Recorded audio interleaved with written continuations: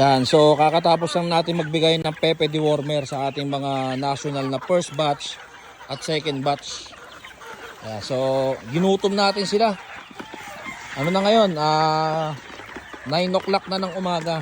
Ngayon pa lang natin sila pakakainin. At para sigurado tayo na yung pamurga na binigay natin, itong Pepe dewormer, ay talagang may inom nila. Ayan. National, first batch at saka second batch. Ayan. So pagkatapos natin magbigay ng Pepe dewormer, ang kasunod po dito is plain water sila ng tanghali at saka hapon. Tapos kinabukasan, kada umaga, Premoxil powder naman sila sa loob ng 3 araw. Ayan. So kung makikita nyo, yung iba kasi nagpe-feather picking, which is normal naman yan.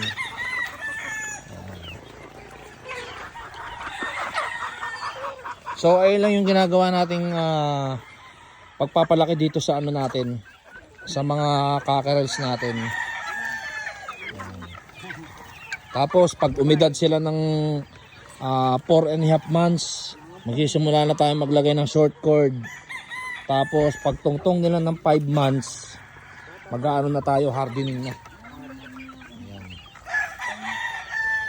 So iba makikita nyo parang maliit, 2 months old pa lang yung iba dyan.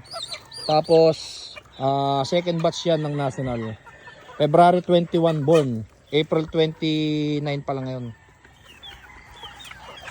Ayan, yung iba malalaki, mga 3 months old.